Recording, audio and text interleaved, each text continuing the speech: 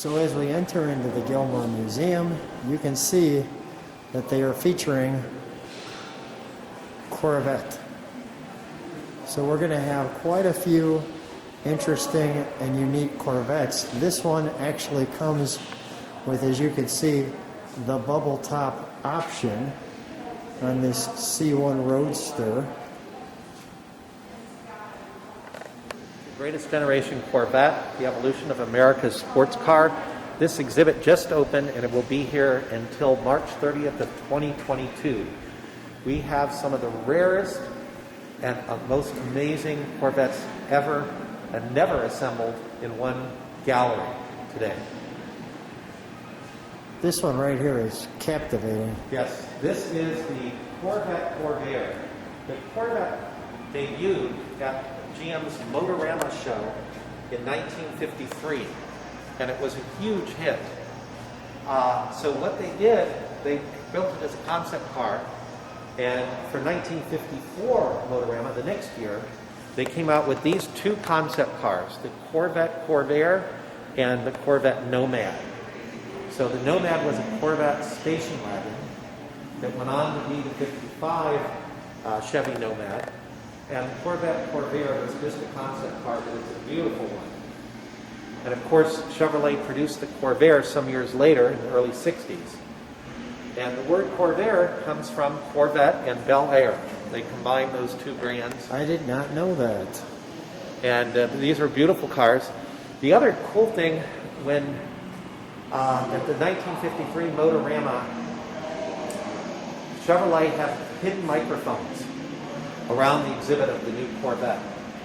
And people were so positive about it, they were anxious to get it out and to be able to produce it. So instead of taking the time and the money involved, they decided to produce it instead of steel as a fiberglass car like the concept car. And to this day, Corvettes are made continually that way. And that is one of the other points that people really, many don't realize, that these are really fiberglass cars. Obviously, throughout the years, Corvettes have been pace cars. This is from the 1978 Indy 500. And next to it is Colin Powell, who drove the pace car in the 2005 Indy 500. This is a C6 convertible. So here in this exhibit, we have every generation of Corvette, C1 through C8.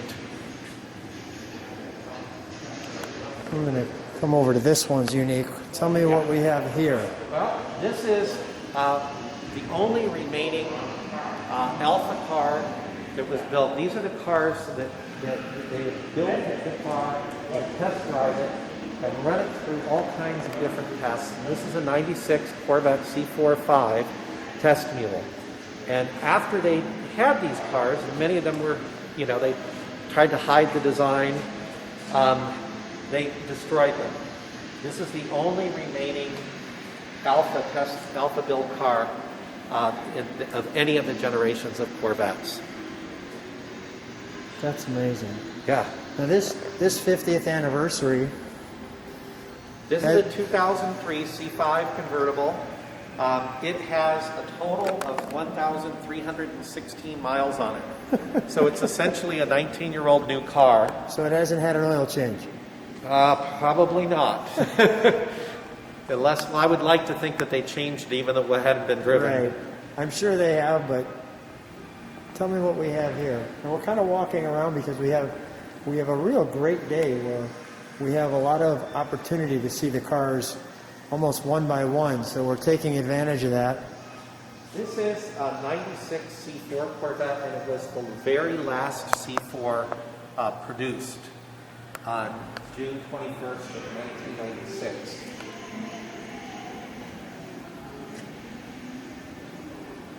And here we have a beautiful 71 C3 ZR2 T-top coupe, and this was the last ZR2 ever produced. So we don't, these two cars have probably never been in the same room with each other, but they're both the last of a long line of really beautiful, beautiful sports cars. This is a 69 C3 L88 Stingray coupe. And this one it was called the Holy Grail Corvette. They only built about 116 of these, and it was over as a 427 cubic inch engine producing over 560 horsepower. The L88, the legendary Corvette motor. Yes. Now next we have a 68 C3 Stingray convertible. And what makes this car unique, it is an all-original one family car. The sales brochure in 68 noted Corvette 68. All different all over. And it was really referred to design-wise, if you look at it from the front, as the Coke bottle Corvette, because of the raised, curved fenders on the front and the way that it narrowed back. So this was also kind of a cool design piece that the Chevrolet introduced in 68.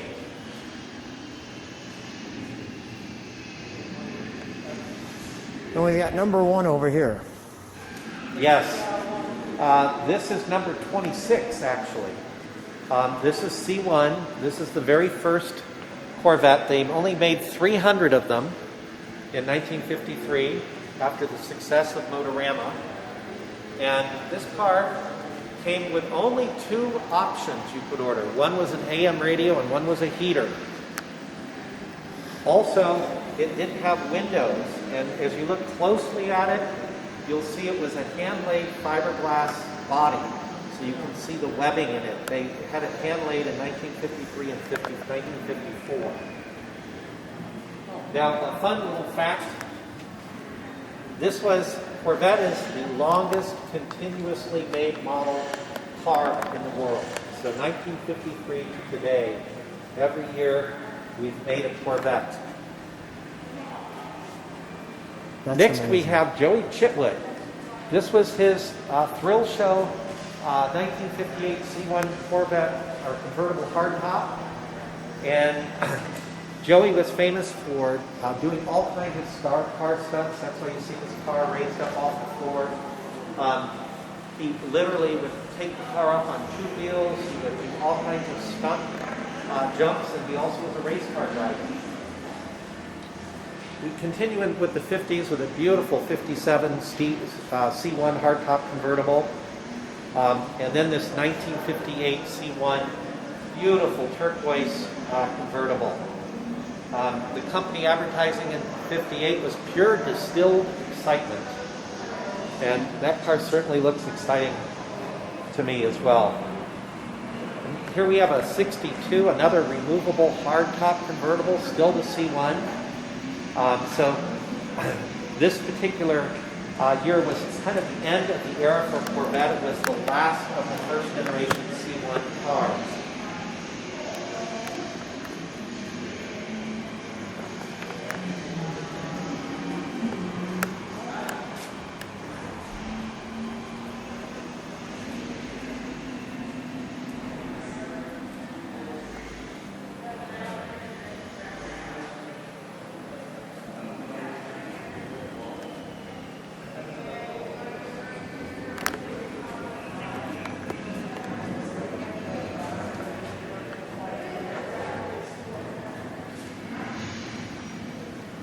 We all love the song Little Red Corvette by Prince, and this is a really princely 1967 C2 Corvette convertible.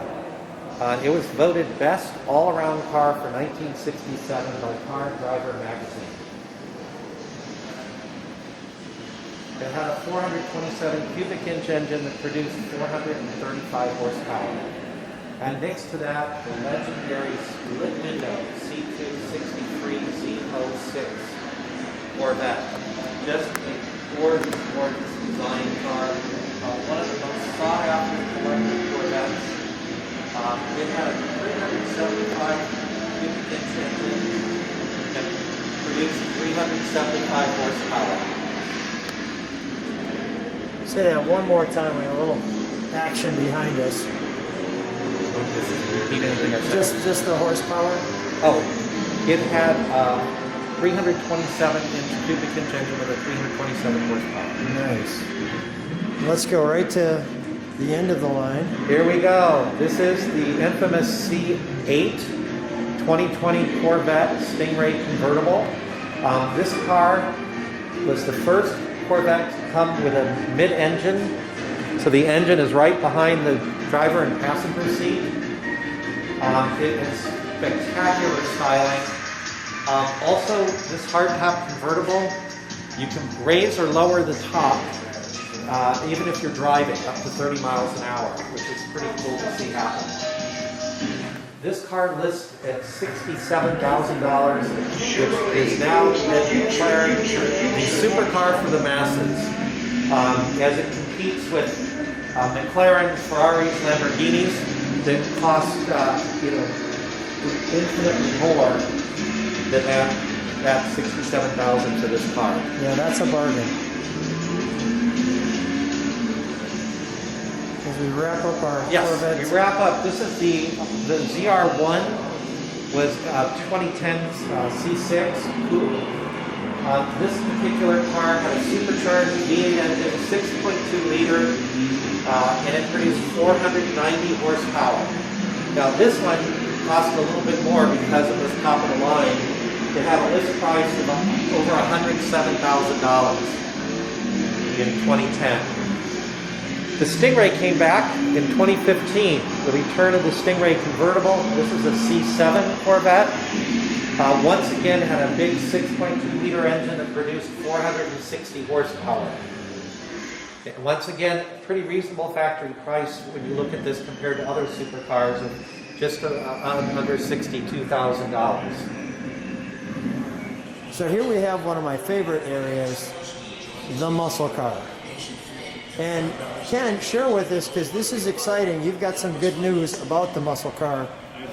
Not just this room, but what's going to happen with muscle cars here at the Gilmore. We are building a whole new muscle car museum. It's going to be a mid-century modern building of the era that's going to have not only great indoor space for exhibiting these beautiful machines, but also an outdoor covered area, and it will become part of the main area of our historic campus here at the Gilmore Car Museum.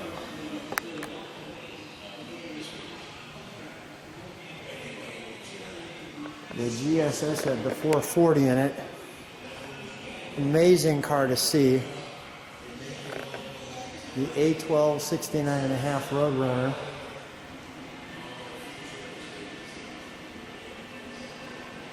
The Super B, to see them all side by side like this. I'll just take one moment and just kind of pan the room. Every car, make and model is featured, but you'll see that they've grabbed some really, really nice ones.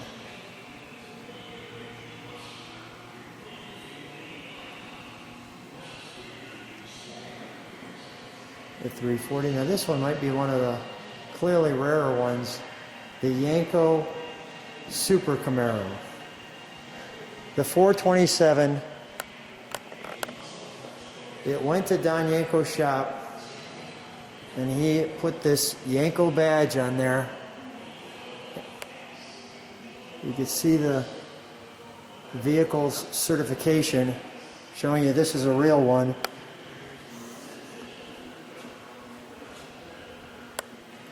The all-important 427 Yanko badge. That's pretty cool. And this is very cool because it's not only a hearse, but as you can see, a convertible.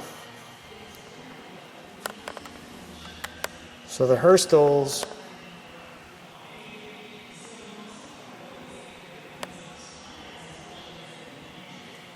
Ken, if I'm missing anything on some of these cars, point it out to me. Oh, sure. Well, this, actually, the Hearst is one of only 2 convertibles made in 1968. This one. Yes.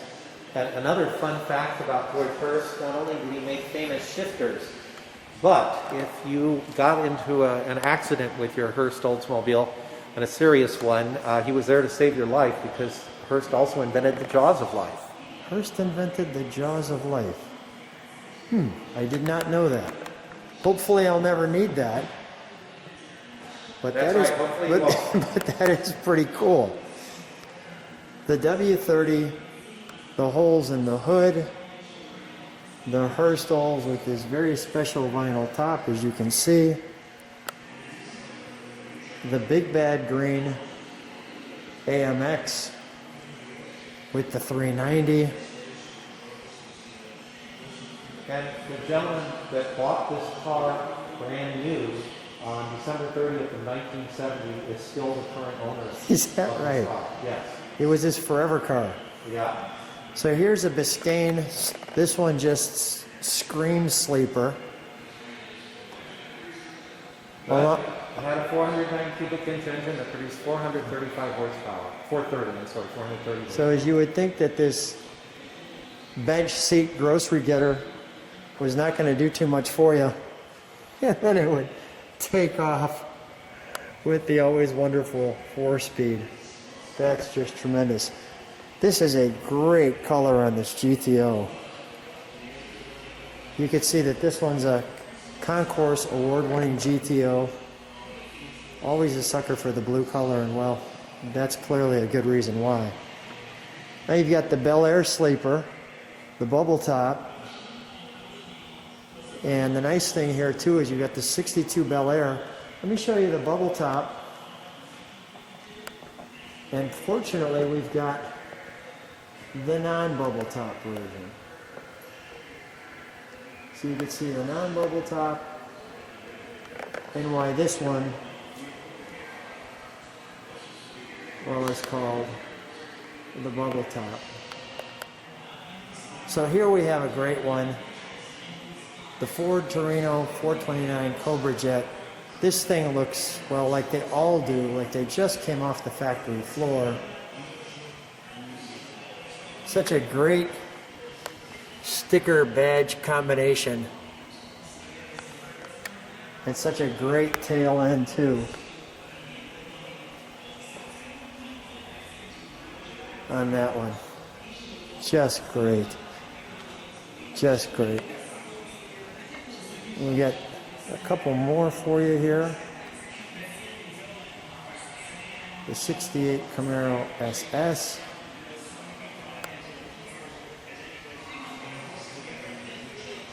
Great head venting on that one.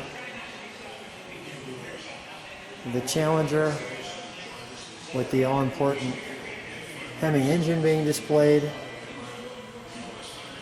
It's a beautiful car. One of only 137 made in 1970. Such a great color too. Yeah, beautiful. What a great Challenger. Kind of a cool thing, Lou, is that when they reintroduced the Challenger, they kept it pretty true to its original style. Yeah. Still today, whereas the Mustang and Camaro have evolved into different cars. Now this is a 1967 Shelby GT500 prototype, so it's one of one. After it was made, because prototype cars can't be titled, it was donated to a correctional facility in Ionia, Michigan, so that the prisoners could learn a trade by working on it. And then after it was outgrown its use there, it was abandoned in a junkyard. Is that right? Yep. And the current owner, Lowell Otto, found it and was waited for 10 years to restore this back to its 1967 Carroll Shelby glory. That's interesting, that red light right there. You know, Lou, another thing you'll notice at the Gilmore Car Museum, you won't have stanchions and ropes around cars, because the Gilmore really wanted you to be able to get up close to the car and enjoy them and see them and experience them. We do ask you not to touch, but definitely get right up and poke your head in the inside and take a look at the interior. With the pistol grip.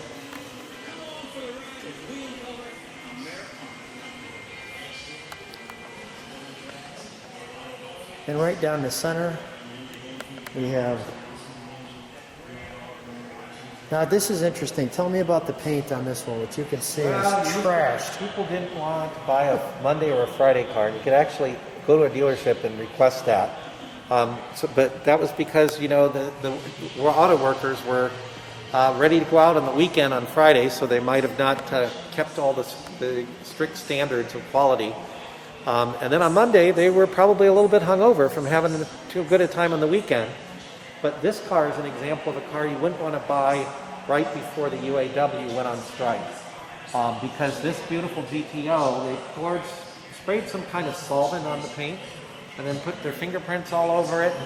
So this is how this car came brand new. And the fact that the owner has decided not to change it and update it really gives it a special story. That is because great. here at the Gilmore Car Museum, the cars are the stars, and every car tells its story.